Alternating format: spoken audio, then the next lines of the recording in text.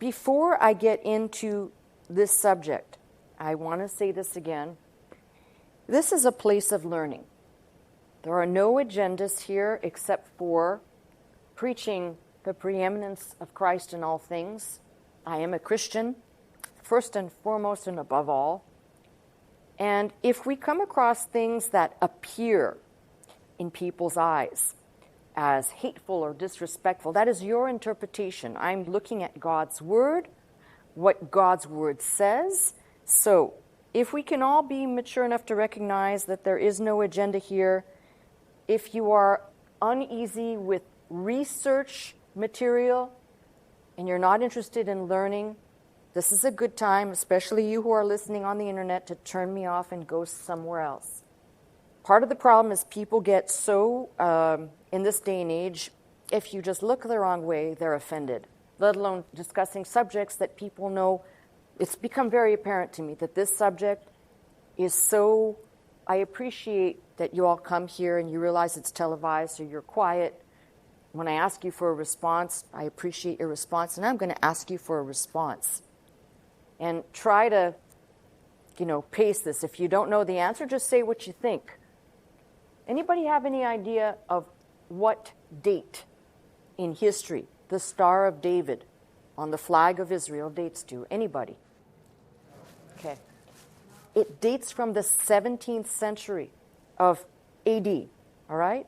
From Prague. If you do your research, you realize, we tend to think this is an ancient symbol, Mogen David, the shield of David. There is one, perhaps maybe two references to the shield, the actual fighting shield of David in the Psalms, perhaps, but there's no connection to a flag. There was no flag at that time. There was no flag in Israel. This came out of Prague, out of a Jewish community in the 17th century, of a desire to have an emblem that they could, basically the Christians had the cross, the Muslims had the crescent moon. They wanted a symbol. So 17th century, that's rather late if you think about it, and rather ironic that God never designated a symbol for it. If there was one, we could call it the menorah or something maybe. God never designated a symbol for them. And that symbol ends up being used against them between late World War I into World War II. So if you think about it, sometimes we do things, we bring things on that God never blessed. And I'm going to show you, this is exactly the history somewhere in here of these problems. And that's why it's important to educate ourselves. So the first thing I'm going to do is I'm just going to recap a few things so that we're clear on nomenclature, okay? We looked last week at the etymology of the word Semite. Semite dates back to 1847 AD. A Jew, an Arab, an Assyrian, or an Aramean. We traced the word Semite back to the biblical person Shem, one of the sons of Noah, through the Greek. Semitic, 1797 AD, denoting major languages that include Hebrew, Arabic, Aramaic, Assyrian, and so on. Then we looked at the word Jew, Judaism, Jewish. And they all trace themselves, they all pocket back into the Hebrew of the name of the fourth son of Jacob who became Israel. His child, his fourth child's name is Judah. That is English, by the way. There is no J in Hebrew. There's only Yod. And just as a sidebar, if you're interested, J, here we go. J is a relatively new letter in the English alphabet. New, by that I mean it entered our language in 1542 from an Italian scholar. So when I say to you, don't read and think that everything that you're reading in the Bible, if it appears as Jew or Jewish, may not have even been written like that, as I showed you last week out of 2 Kings 16 and verses 6. It was not, as the King James translated, and the Jews. It was the men of Judah or the Judahites. And there's a radical difference there. Very important to point that out. Since many of you started doing a lot of studies as I started this subject, and some of you have let me know that you've seen all of the mistakes and all of the errors that can be found where people homogenize Hebrews, Israelites, and Jews. Now, it's very difficult for me because sometimes I struggle to find a proper word because there is no real word coined.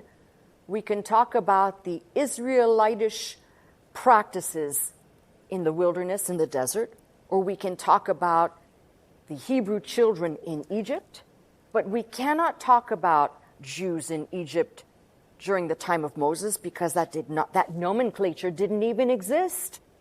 We cannot talk about Jews until the fourth son of Jacob is born. And I'm sorry, this is a small one, not a big one. Again, I haven't found the right thing. I had a whole handwritten one that I see how honest I am. I spilled coffee on it and thought you wouldn't want to see my coffee stain. So at the last minute, I photocopied this, which I'm not inclined to use. But here you go. You've got the family tree. If you can even see this coming from Adam, going down to Noah, Noah's sons. Here's Shem underneath Noah, Eber, from where we get Hebrew, Ibiru, Apiru, which simply, by the way, means crossing over. They crossed over the rivers. That's how that name came to be. And the one that comes after it, Peleg, is the division. We can pretty much know that the continent's divided about that time, or could have been before, but this person is named after that nonetheless. You come down and you can see Abraham right there. It should be Abram. That becomes Abraham. And you trace the line down from Isaac. Here we have Jacob. This is so darn small I can barely see it. Thank God that I know what I'm looking at. And here are the sons of Jacob, who is Israel. God changes his name. The angel of the Lord changes his name to Israel. Jacob went from the name heel catcher, conniver, that's what his Hebrew name means, to Israel. And that is a very large word to try and translate, whether it's a prince with power of God, God governed, or the one that walks with God. But that's what his name was changed to. So we first have a person named Israel, and then we have his children, the children of Israel. Think about it. A generation, that first generation, his children, the children of Israel, their children collectively, and their children's children, and thereafter will be known collectively as the children of Israel. So by virtue of that, we could say these are the Israelites. They could only be known as Israelites after Jacob's name was changed. Is that clear? Yes.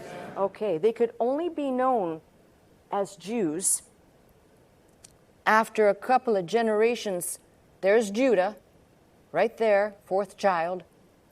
They would not be known as even the tribe of Judah. Within that tribe, all the people in there are Judahites. Now, to just kind of cut through a whole bunch of stuff, it's pretty easy to see that when we start trying to isolate, first of all, what is Judaism? Not according to modern conscripts. What is biblical Judaism? What is that? And I guarantee you, if I asked 10 people, I'd get 10 different answers. So, I want to read a few things to you, but today's message is going to be more of a history lesson. And I hope you don't hate me for this, but I need to do this to put in perspective what we're looking at. And when I put it in perspective, even for myself, you go, okay. Just like I just made this little quip here about J is a relatively new letter in the alphabet, 1542, right? These people are relatively new. They are not as ancient as we think they are. So let me try. And today I am going to try and follow my notes, which I depart from quite often and find myself in a mess. All right. So first, so you don't hear it from my mouth, okay? This is Miller, Hansen, McBride, Ancient Israelite Religion, Fortress Press. It looks like it was stolen from somebody's library, but it wasn't. It comes from mine. Oh, okay. Well, it did come from somebody's library. This book was stolen from Reverend so-and-so. Okay. All right.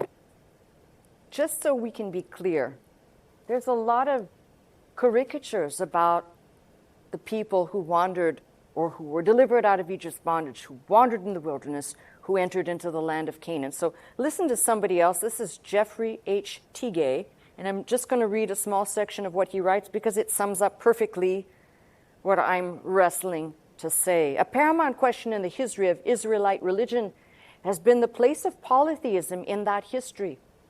Although monotheism is recognized as an innovation of the Israelites in the biblical period, the dominant view among critical scholars has been that the Israelite populace as a whole was not monotheistic or even monolatrous until shortly before or even after the fall of the Judahite kingdom in 587-586 BC.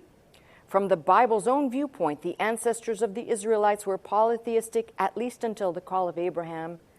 They quote Joshua 24, which recaps. We can read that in a minute if you like, but let me finish reading this.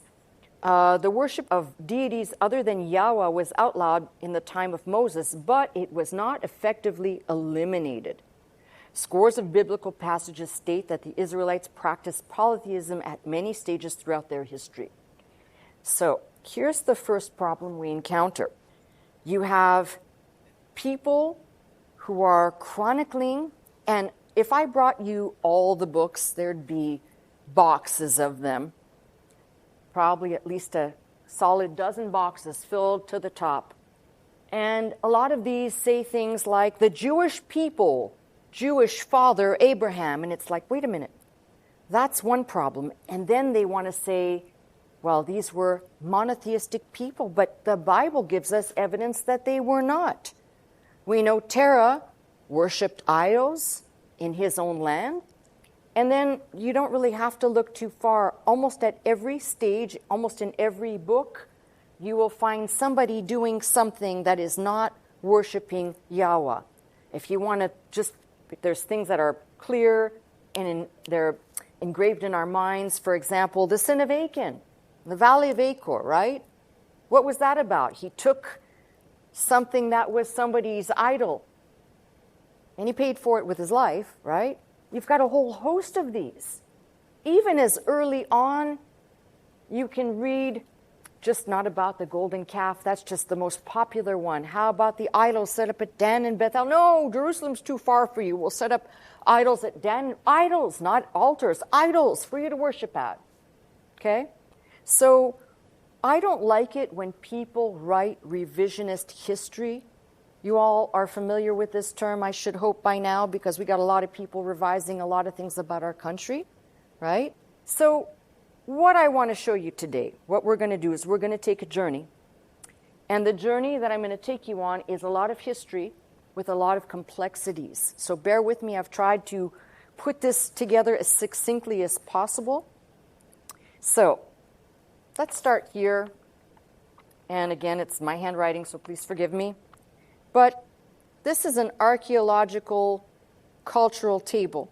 So when you hear me say early Bronze Age or Middle Bronze Age, you can know where it fits in. So Paleolithic, for example, Old Stone Age before 18,000 BC. And it goes down.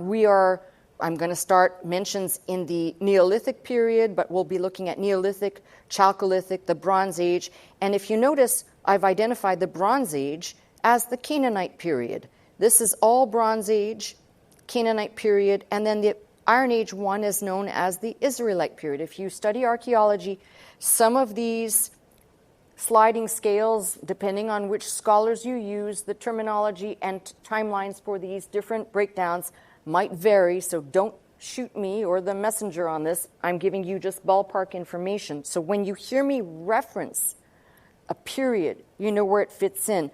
Our period we're looking at that we're interested in, for example, you can see all of this good stuff here. This Natufian culture, for example, that existed 12,005 to 9,500 BC, were hunter-gatherers. They lived in villages, built stone houses in the area that is Syria, Lebanon, and Canaan. And no, they were not sub-Saharan. Okay? DNA has already provided the information for us. They were not sub-Saharan. They are not from Africa. So let's park that. Okay, there were people, actually, I said it here, from the Caucasus. That tells you all you need to know if you understand what that means. All right, so if we are going to move through this, the reason why I did this is to show you that we're looking at, I've got to come way down here. The Israelite period begins we put it at 1200, maybe slightly earlier, and I'll tell you why. We put Abraham at about 22 BC. But there's a whole litany of history that occurs before the time period we're looking at of the children of Israel actually crossing into the land of Canaan. And it would be a terrible mistake to not try and show you. You know, we tend to have this gap in our brain when we're reading the Bible to not think, for example, and I'll go down the pathway like this. We all know the biblical city of Jericho, right? Now, you have to be patient with me because this is complicated. Jericho was excavated by a number of different archaeologists. One of my favorite archaeologists, which most Christians actually hate her, is Kathleen Kenyon. And I really liked her because it wasn't as though she had an anti-biblical agenda. She just was mistaken, and her mistakes were later corrected. She excavated Jericho and said, no, it didn't happen during the Bible times because of the strata she was in. She was not even in the right strata. They've subsequently redated it and put this whole event, archaeology has, of dating the fall of Jericho somewhere around between 14 to 1500 BC. But those dates are incredibly problematic, okay?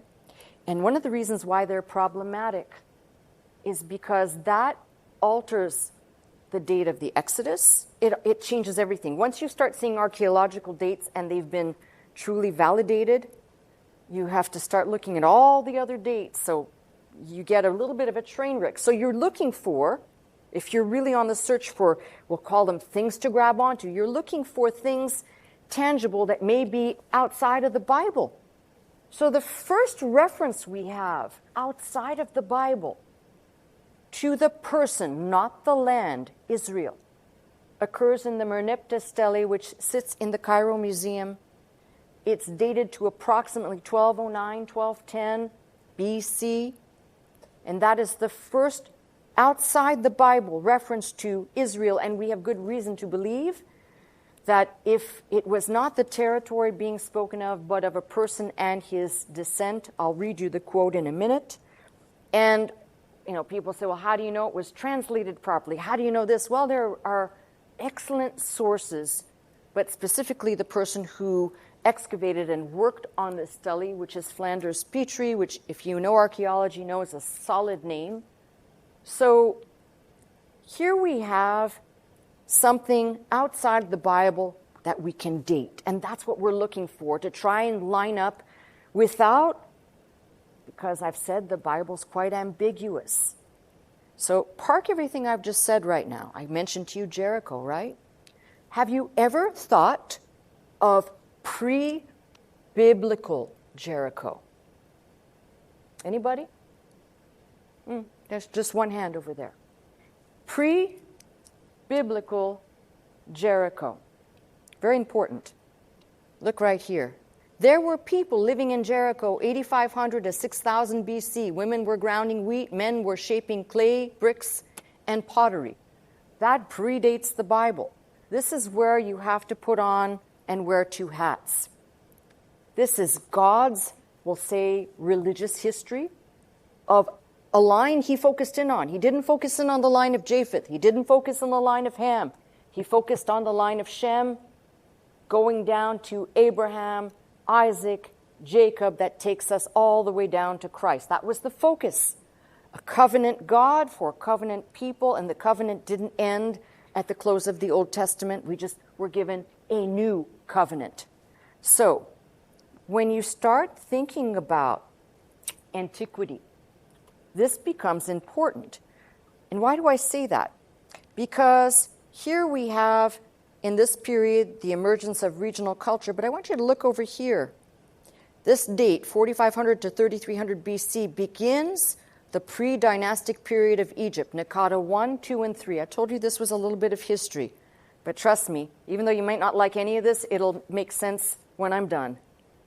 Do you really believe, if we're looking at a late date for the history of these Israelites, do you really believe that there were not people who traversed this land, who crossed into the land of Peleshet, biblical Palestine. There's only one biblical reference out of Joel. The rest of it might appear as Philistia.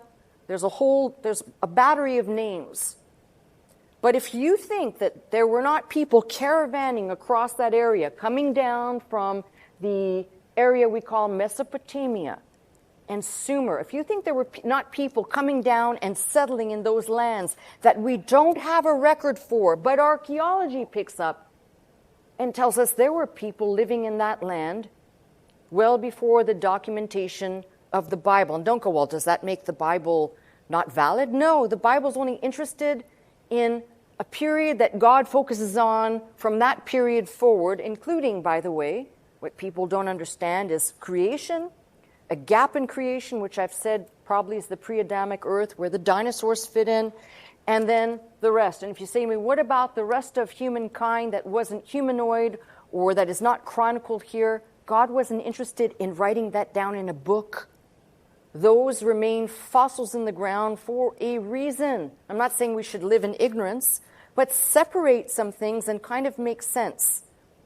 Now, a lot of people would like to tell you that this is just a collection of fanciful stories, and we can't really put too much weight. There's not too much evidence for this, and there's not too much evidence for that. But let me just tell you something. What was recently discovered, I believe last year, a little tiny shard discovered that may be the oldest for biblical purposes. A shard that is part of a curse from the Bible, which we think might be related to a period, in the same period of the Merneptah stele, about 1200. That tells us a couple of things. That tells us these people, you might say, well, that's scant evidence they existed, but no, I can pull it from other places. Here's my problem. And I've mentioned these before, so don't hate me for this. Here's my problem. All of the outside the Bible mentions of these people, never, we're talking about antiquity.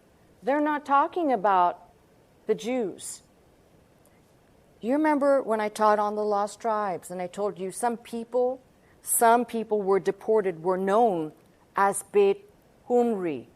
Omri was the last king under which these people were deported, and these people became known as Beit Omri, from the house of Omri, the king Omri. They were identified with their king. There are good reasons to believe that, for example, people were identified as the sons of Isaac, the Saka Sunni. We've got all kinds of identities. Hebrew people, which, if you are a student of archaeology, if you've even read the evidence from the Ebla tablets that predate the Bible, that have a name that appear in it, Iberium as the third king of Ebla, which on speculation and opinion might just be biblical Eber. Who knows? And that remains to be seen. So what I'm saying to you is, if we are not careful, we end up trying to put together things, timelines are out of whack, people weren't there. For example, if I take the dating of Jericho, and I place the dating of Jericho, and you say, well, what does that matter? It matters a lot. I'm going to explain this. So if you take the date of Jericho, it alters the date that the children of Israel entered into the Promised Land. All dates that we have technically used go out the window. It also, if you count backwards, makes the date of the Exodus hugely problematic if you've used the late date or middle dates of 12 or 1400. So now you've got these incredible problems. And it's not as though these people didn't exist. You've got so many different outside the Bible references to David and the city of David, objects that have been unearthed that tell us unequivocally they are to the date and the period of David. When David founded Jerusalem, for example, the city that was called Jebus, which I believe happened in about 1005 BC, a small fragment of pottery was found, I think in 1987, City of David, that dates back to that period. So we have enough evidence. People used to think, oh, this is just a collection and we don't know enough. But if you really think about it, we know more than you think we know. So let's go to another timeline. So remember I just said to you, we have good evidence for the Israelites dating to about 1200, correct? And before that, everything tends to be slightly ambiguous. There's not a certainty. We can't know the dates. Trust me, as we go along in this series, we're going to try and put together a real timeline here, which is incredibly difficult because you have so many different issues. You've got calendar issues. Who is using what calendar? Were they using a lunar or a solar with how many days in it, et cetera, et cetera. You've got who's chronicling. Who wrote the history? If it's the victor who wrote the history, they've probably embellished their record by saying they wiped out a whole populace when they probably wiped out half. So all of these things need to be taken into consideration, and you need to add one thing into the equation. The Egyptians had a real fancy for keeping records, except when you fell out of favor. And then, good luck to you. So, we'll deal with all of that, but I'm just trying to set the stage to show you something I think is very important. So if the Israelitish people really are a force to be reckoned with by, say, 1200, they've entered the land. Let's just use that as a date. I want to show you what happened way before these people, to show you they're not an advanced civilization, all right? Here's Sumer. Sumer sits in that area of Mesopotamia. And if you read down, I'm sorry, it's maybe hard to read from my handwriting, but 5000 BC, Sumer forms towns and cities, farm irrigation appears. 4000 BC, you've got the establishment of city-states, the ziggurats at the center of city, places of worship to their gods. And if you keep going, picture words, 3300 BC, picture words on clay tablets. The Sumerians begin to use the wheel, the implementation of math in 3000 BC. It was a slightly problematic math, but that's a story for another day. The base of using the number 60. Don't even try to figure that one out. And then you can see there's just a long history. And here I'm just trying to show you, while this is the history of Sumer, the timeline over here, Egypt, upper and lower, is unified. You've got the Sahara that begins to dry out because it was covered with water. All right? And in the Near East, 3000 BC, Elamite civilization in southwest Iran. You keep going. And I'm only showing this not because I want you to have the history of the world, but I want you to see how young these people are in terms of a history. So you've got all this history of the Akkadians. The Akkadian Empire comes to an apex and it crumbles. The Sumerians take back power. And this is relatively important because this fits in about the time of Abraham, where Ur is rebuilt, and the third dynasty of Ur. And if you really want to get fancy, in that dynastic record, I believe there is a reference to Terah or Abraham under a different name. Quite interesting. If you're interested to dig there, knock yourself out. All right, you've got Hammurabi, the famous Hammurabi's Code, the lawgiver. We tend to think the children of Israel were graced with God giving them a code of laws, but that wasn't the first law given to people. It was the first of God's kind, all right? Hittites raid Babylon and so on. So you can see, look right down here. I put in asterisks, 13 to 1200 BC, raids of sea people, Hebrews settle in Canaan, the 12 tribes essentially, and we're talking about down in the 1200s. So if we're looking at a history, it's not that lengthy. And then if you keep going and you follow the history, because all history, we have a starting point and an end point. The end point for this discussion will be Alexander the Great in the period of 332, 333 BC. He conquers the then known world, which will affect Egypt, Palestine. It affects everything. Everything is affected by his conquest. So the reason for showing you this is to show you, while people would like to talk about this incredibly intricate and long history, it's not that long. Do you see that? My point in showing you all these dates is not to go, oh, the dates. God. No, it's to show you that there was a lot else going on from the Fertile Crescent, from Mesopotamia. People were coming down, marauding bands, different clans of people who settled in the land before we even have a biblical record. And you could say, I don't like that. It is what it is, and the archaeology itself does not lie. So you can do whatever you want with it, but I'm just presenting this as a concept. Now, around 4500 BC. We know these people as a mixed race, non-Semitic speakers. They will appear, basically, come on the scene. Let me get my piece of paper here. 4500, show you where we're looking at, whatever date we're looking at here. So in the 4500, so we're looking at right up here. And we tend to think that this period, what we're reading about even with Egypt's pre-dynastic period, we tend to look at it as kind of a change. Now, when we say Semitic-speaking people, don't automatically go Hebrew. We've got people that will appear on the scene known as Amuru, the Amorites, Akkad, Akkadians. You've got a whole litany of people who will appear on the scene. And it's just, if you think about it, the easiest way to give a synopsis of the history of this area is conquest one after another, the taking over a land one after another. Okay, now, these people took it back. These people took it again. These people take it back. So, two things. One, I'm showing you the relative age of the people we are referring to, the Israelitish people, relatively young in terms of history. And I'm also showing you that we clearly see there were people living in the land before the recorded record of the Bible. So I'm just going to put this in here right in the middle of nowhere. How can we even have a discussion about current events in the Middle East when no one in their right mind can sort out this spaghetti bowl here? It's just everything is so mixed and so commingled. And part of this problem will be that if you don't know the history, you can just chime in emotionally and take a side to something you know nothing of. Now, we know with good evidence, and I want to probably say this now rather than at the end of what I'm doing. You know what really irks me? What irks me, can you tell me how many tribes there were of the children of Israel? How many? How many? Okay.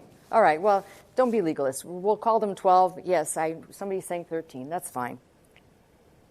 Of those 12 tribes, I taught this in the series on the lost tribes.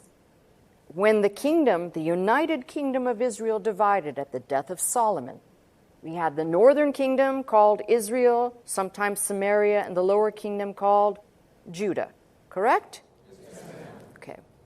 Now you tell me, because I've explained this before, the southern kingdom most likely produced the people we refer to as Judahites, which eventually morphed into the Yehudihi.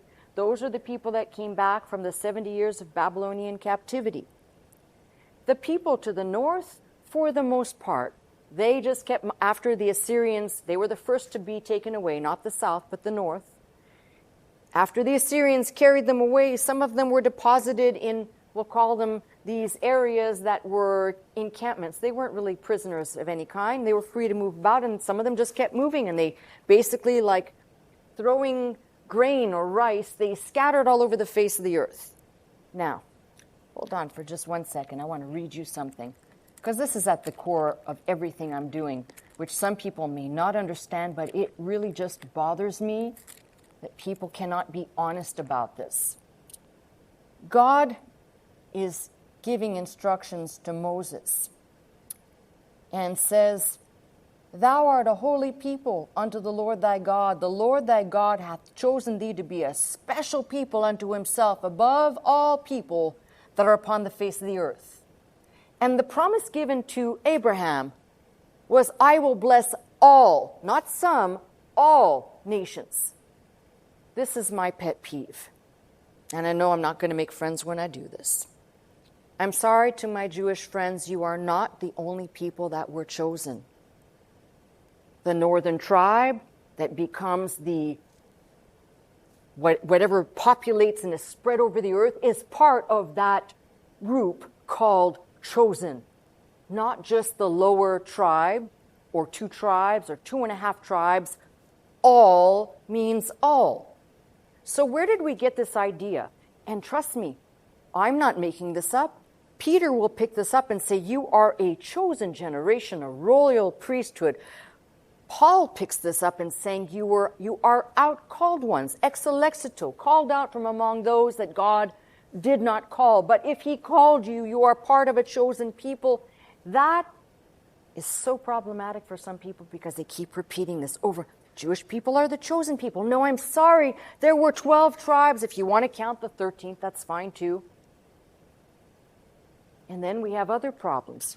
This will all come out in other messages, but we have other problems where Judaism says you can only be Jewish by matrilineal descent, by the mother. Well, that's a big problem. Now, you want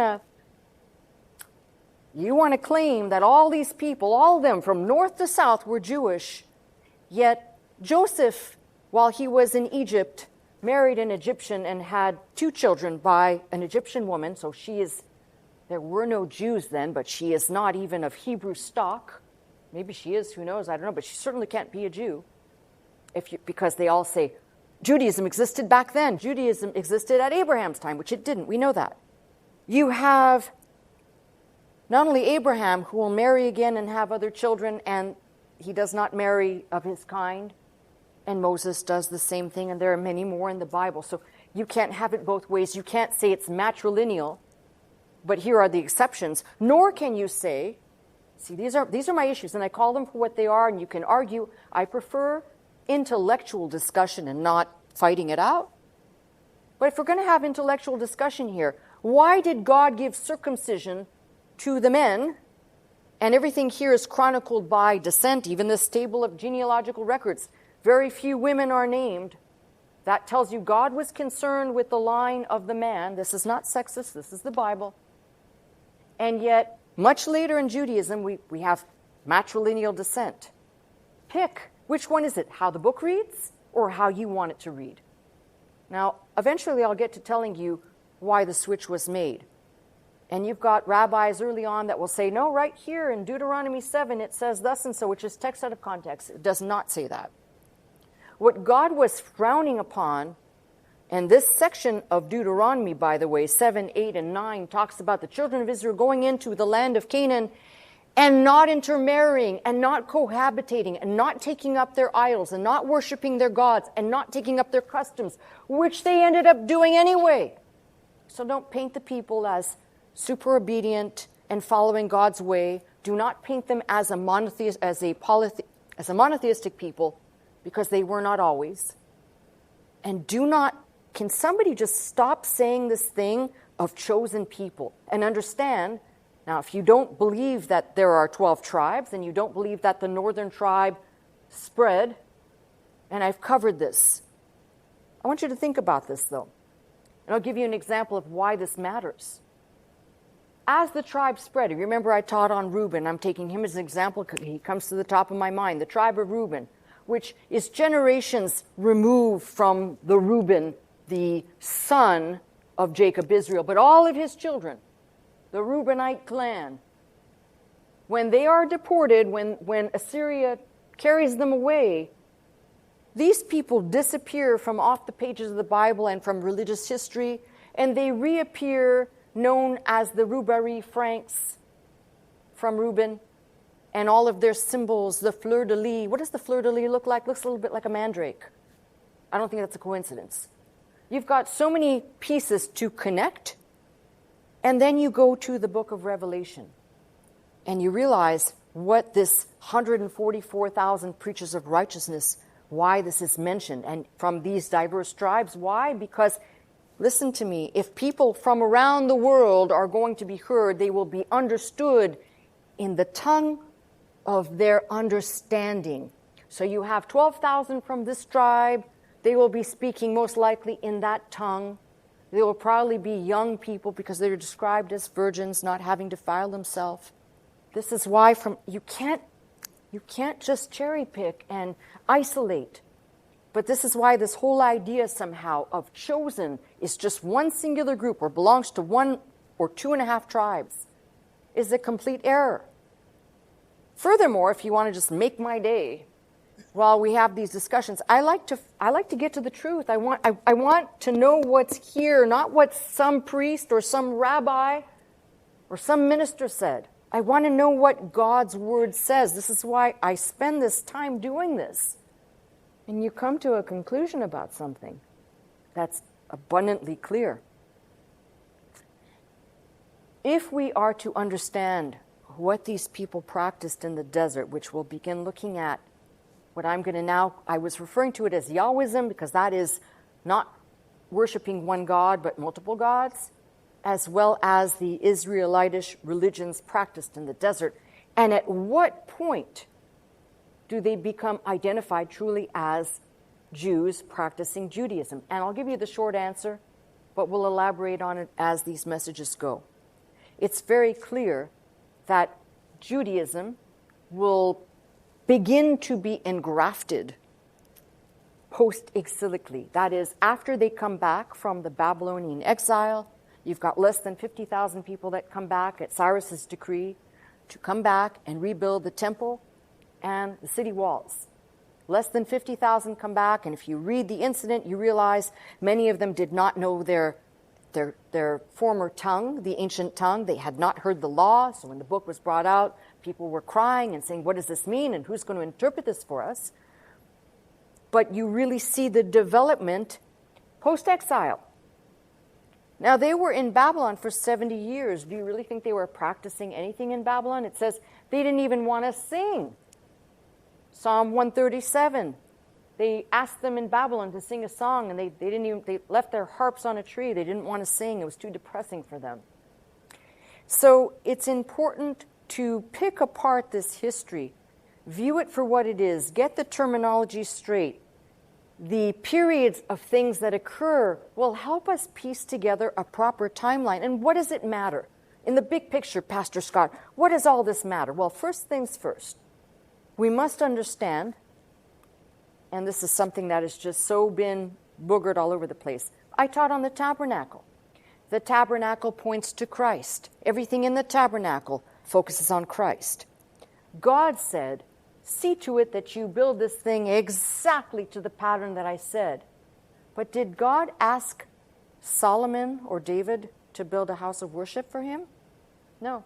And I'm not saying that God forbade it. He let Solomon. David wanted to, and God said, you have too much blood on your hands. Solomon did it.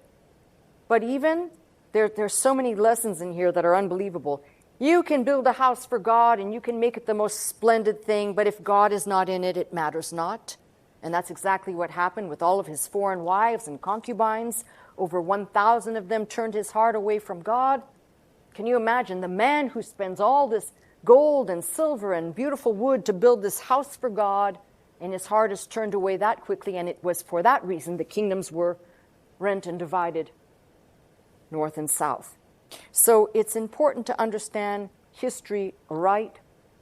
And even a book like this is the Oxford Companion to the Bible. If you look up Jew, it gives you a whole concept which is very close to what I just said. And I'll read it, just one part I'll read to you, because I've already touched on the etymology. As a consequence of the exile, many members of the upper classes of Judah by the Babylonians in 597 and 587-86, many Jews were forcibly settled in Mesopotamia. Others, including the prophet Jeremiah, fled to Egypt. This was the beginning of the Jewish diaspora across the globe. So we don't only have the northern tribe that's spread out, but we have the southern tribe that is scattered as well, which continues to this day. After the exile, the term Jew came to be used for all descended from or identified with this ethnic or religious group, whatever their race or nationality. So there is a morphing. Thus, in Esther 2:5, Mordecai is identified as both Jew and as a member of the tribe of Benjamin. The term Jew thus began to parallel the much more ancient designation Israelite. The Jews who returned from exile after 538 BC settled in the Persian province of Yehud, which eventually became the Roman province of Judea and preserved its name until it was suppressed by the Romans in reaction to the Jewish revolts of 66 through 73 and 132 through 135. So it becomes clear most of us don't know the history. And certainly even the historians, the historiographers, There's a lot of stuff that's been mixed up. So my goal in these series of messages will be to try and sort out some things, isolate some timelines, and I think probably, which I've already mentioned, but some of the archaeological finds become very relevant. Now, there's a ton of people out there that will keep saying, don't talk about this book and try to argue the religious side of it, because they want to separate the religion from the history. But if you start looking into archaeology, you say they're one and the same, they're combined, and you cannot separate them. So it is very important to look at these secondary sources, especially for those people who have issues. And one of those, I'll give you an example, is the tablets, the super cache of tablets that came out of Ebla. More than 17,000 tablets. Professor Paolo Mattei of the University of Rome. I don't know why the modern Romans had so much interest in these subjects, but it's a lot of the Italians that came to the forefront in exploration as well. But he is the one that brought this cache up, which predates much of the writing. Let's put the Ebla tablets at about 2400 BC, all the way down to possibly 1500. There's a span of time. They weren't all written at once, probably closer to stay in the 2000s. And what's interesting about these tablets is many biblical names appear. And you might say, well, but these were common names among many of the Semitic peoples. Well, I think it's interesting when you start having the order of names appear. Abram, Aram, Jacob, El. You start seeing the pattern. This is not random names of random citizens, but chronology of the sons descending from Shem. So we have enough proof to back all this up. And the reason for invoking kind of a history around this is to show you, if you're interested, we don't even begin to see Israelite action, if you will, until the Iron Age 1. That date is 1200 to 1000 BC. And we know maybe the date might be a little bit on the outside of that. It's possible. Remember, I just said to you, Jericho's date has been dated to 15 to 1400. That means the only way to get to Canaan was through Jericho. So chronologically speaking, we may have some problems. But in the big picture, you can see even there, I don't care if you want to bring it back to 1500 and say that's the date. And even if the date of the Hyksos, the expulsed shepherd kings out of Egypt, before the children of Israel leave Egypt's bondage, these left, we can date that period. So when you start putting these hard points together, you see a people who do not have a long history. They don't, in terms of other peoples and other civilizations. You see linguistically, and this may make people angry, but I'm sorry, I didn't write this. Linguistically, underneath it all, language perhaps before Hebrew, Proto-Canaanite, Canaanite, probably several levels of Yiddish languages than Hebrew. So, when people say, well, Hebrew is the language of God, it's a Semitic language and very hard to pin down, because if you and I, which when we studied Hebrew found out early Hebrew does not have any vowel points, which makes it possible for it to be considered many different things without the vowel points. Again, the ambiguity of it all leaves people with different interpretations, especially when it comes to translation. So, what I'd like us to do, now that I've bored you to tears with history, when we get together next week, I want to take you through the biblical journey and start trying to attach times, real dates to things, and we can start compiling and seeing something really incredible. You don't have the modern concept of rabbinic Judaism, by the way, does not appear until the 1st century. So you have a lot for people who want to be incredibly dogmatic. This is not anti-Jewish. It's almost like when I read history books. I have books that say, for example, the history of the Jews, and you start reading it, I have to put it down. I actually have to do that to it, because it starts off with saying, Abraham, who led the Jewish people, or Isaac, and it's like, really? Come on. I know you want to build it up. That's what every religion wants to do. They want to build up. They want to present as larger than life. See, that's my issue, is if we really understand what God was doing, maybe we've missed some of the most important lessons, both for Jew and Christian, that God was trying to say. And I mean by that, when God told the children of Israel through Moses, go in the land and kick those people out, who made those people? That's right. So you think God knew what he was doing because these people, he labels them multiple times if you read, these people living in the land, Canaanites, Perizzites, Hivites, Girgashites, all the ites, incredibly idolatrous. For the most part, they sacrificed their children to Molech or Marduk or one of these gods that, for whatever the reason, or you want to go later, Dagon, the fish head god. God knew that these people, if they had contact with his covenant line, there would be intermingling. There would be people being turned away from following the living God. It happens that easily. Look at Solomon. So God said, you're going to go into that land. There's already people living there, and you're going to claim that land and take it for yourself. But this is what you need to do. And I've said this many times. There are actually 2 or 3 different references in the Bible, but the one that I'm looking at that's in Joshua tells me they went into the land and they did not do as God told them to do. And you can try and rewrite and whitewash and say, but some of them did. And eventually some of them did. But that's not, it's like saying, is this horseshoes? Did God say, come close and I'll reward you? He said, go in there and do this. And that is a picture for us looking at an Old Testament concept. We say, oh, that's vile. But what it is was God was trying to root out sin and godlessness that he could not have eradicated in those people. There was no presence of a person. Moses was just a mere man. Aaron was just a mere man. You've got all the people, even Samson, a mere man. These are all men, not God.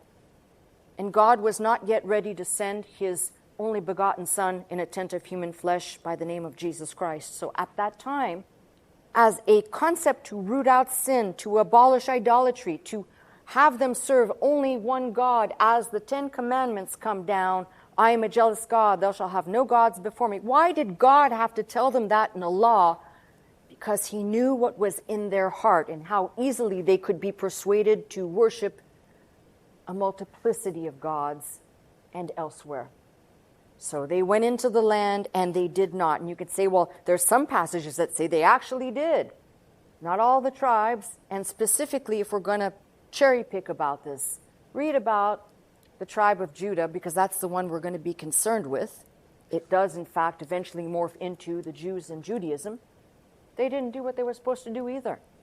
So I don't know, does God give you a get out of jail card over here for bad behavior and then reward you for being disobedient over here? Is that the way it works? Or does God demand obedience through and through? My Bible tells me God wants obedience. He wants us to trust him, and obedience through and through. They did not do that. This is why, for people who don't want to hear the end of the story, Ezekiel chronicles the 2 sticks embodying the house of Judah and the house of Israel, the north and the south, and whatever that might look like now. I want you to think about this, because the northern tribes, the stick that represents Israel, has been scattered across the face of the earth. And God says, I'm going to take that which has been scattered, Israel, and Judah, the southern tribe, hold them in one hand until the rod becomes one again. That tells you something very indicative.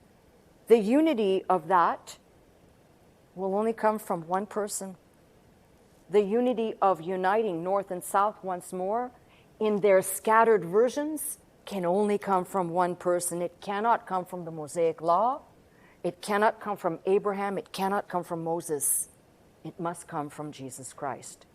So, to be continued, but what I want you to leave here today with the knowledge of something. I didn't just give you a history lesson for the sake of boring you. It's to show you this is a very young, developing culture and religion, that the land is complex in antiquity, with plenty of people settling, making their home. We don't know what happened, by the way, to those early settlers of Jericho that settled in 8,000 to 6,000, or somewhere in that window. And all of a sudden, in the strata, we see they're gone. And then there's another space, and there's a new bunch of settlers. And these appear to be different people. And then there's another layer of strata. And as you keep going as an archaeologist, you go down the layers of strata until you come to the timeline you're looking for, and you can properly identify who lived there. So we know the children of Israel were in Jericho. We know Jericho existed. We know all of these different pieces. Now we have to put them together and make them make sense. So that's what hopefully, God willing, we'll do next week. That's my message. I'm Pastor Melissa Scott, pastor of Faith Center, Glendale, California. I teach every Sunday morning at 11 a.m. If you'd like to attend services with us, simply call the 800 number, that is 800-338-3030, to join us. If you'd like to watch, listen, and learn 24 hours a day, simply log on to our website at www.pastormelissascott.com.